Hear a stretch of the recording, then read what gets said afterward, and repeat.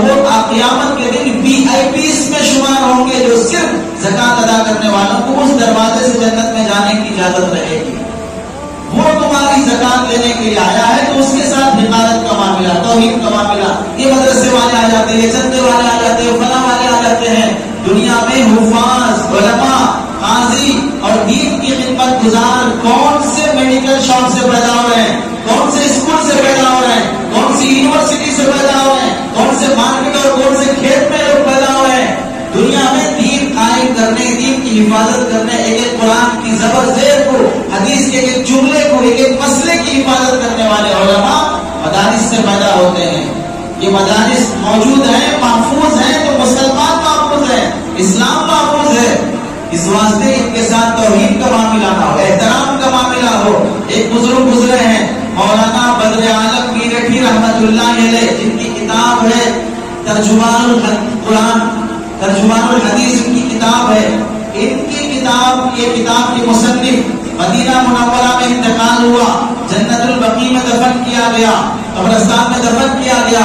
6-8 مہینے گزرنے کے بعد اسی قبر میں دوسری میت کو دفنانے کے لیے جب کھودا گیا, میت صحیح سلامت ہے, کفن بھی میلا نہیں ہوا, بند کر دیا گیا. 1-2 سال کے بعد کھودا گیا, پھر دوسری میت کے لیے 2 سال کے بعد دیکھا, پھر بھی کفن میلا نہیں ہوا, میت صحیح سالم ہے. 3-4 مرتبہ سعودی حکومت نے دیکھ لیا, پھر تعجب سے قبر والے کا پتہ معلوم کیا کہ آج تک اس کا کفن بھی میلا نہیں ہوا ہے, کون بزرگ ہے. بعد میں تحقیق کرنے کو پتا چلا مولانا بدر عالم میرٹھی رحمت اللہ علیہ ہیں. ان کے بچوں سے جا کے پوچھا کہ تمہارے باپ کا خاص عمل کیا ہے. ان کے بیٹے مولانا آفتاب صاحب کو فرماتے ہیں ہمارے باپ کا خاص عمل ہم نے یہ دیکھا کہ وہ عمر رسیدہ بچہ 60 سال کے عمر والے عالم ہیں, حافظ ہیں, اس کے باوجود جب بھی کسی حافظ قرآن کو دیکھتے تو ادب سے کھڑے ہو جاتے. جدھر حافظ قرآن بیٹھا ادھر پیر نہیں کرتے اور کہتے کہ اس کے سینے میں اللہ کا کلام ہے, اس کے سینے میں اللہ کا قرآن ہے. اس طرح حافظ قرآن کا ادب کرنا ان کی اعلیٰ امتیازی شان تھی.